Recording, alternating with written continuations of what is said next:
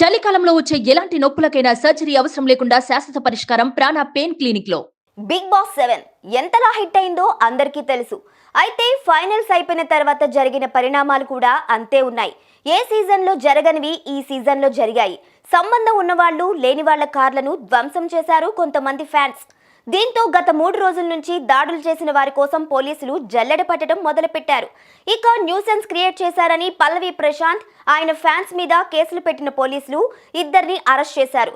ఈ నేపథ్యంలో పల్లవి ప్రశాంత్ కు అరెస్ట్ భయం పట్టుకుంది. దీంతో ఆయన పరారీలో ఉన్నారు. కాగా కేసులో పల్లవి ప్రశాంత్ A1 గా ఉన్నారు.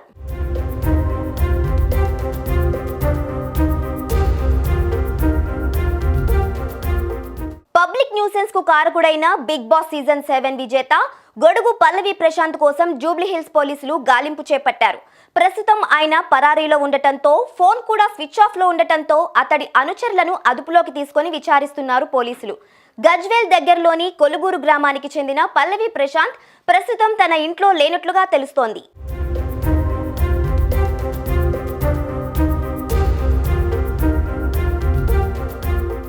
ఇక ఆయన అనుచరుల ఫోన్ డేటాను కూడా సేకరించారు పోలీసులు.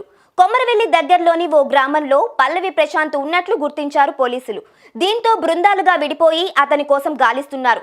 ఇదిలా ఉండగా బస్సులపై రాళ్లు రువ్విన వ్యక్తులను గుర్తించేందుకు సీసీటీవీ ఫుటేజ్లను పరిశీలిస్తున్నారు. ఇందుకోసం 15 మంది పోలీసులు ఆయా ప్రాంతాల్లోని సీసీటీవీ ఫుటేజ్లను వడపోస్తున్నారు.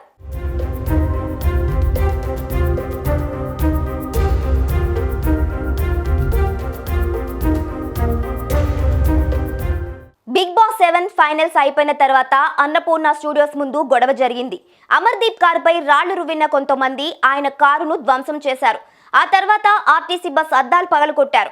కొంతమంది లేడీ కంటెస్టెంట్స్, యాంకర్స్ కారుపై కూడా దాడి చేశారు. దీనిపై పలు సెక్షన్ల కింద పోలీస్ కేసు నమోదు చేశారు. గీతూ, అశ్విని, అమర్దీప్ తదితరుల కార్లపై దాడి చేసిన వాళ్ల కోసం గాలిస్తున్నారు.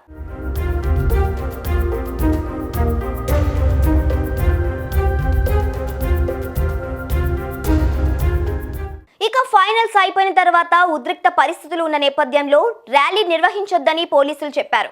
అయినా కూడా వినకుండా ర్యాలీ చేసినందుకు పోలీసులు కేసు నమోదు చేశారు. ఈ మేరకు ప్రశాంత్ సోదరుడు డ్రైవర్ల మీద కూడా కేసు పెట్టారు. పరశురాముల కోసం పోలీసులు ఒక బృందాన్ని స్వగ్రామానికి పంపించారు. కారు డ్రైవర్ సాయి కిరణ్ ను అదుపులోకి తీసుకొని విచారిస్తున్నారు. పల్లవి ప్రశాంత్ కోసం ప్రత్యేకంగా 3 బృందాలను ఏర్పాటు చేశారు.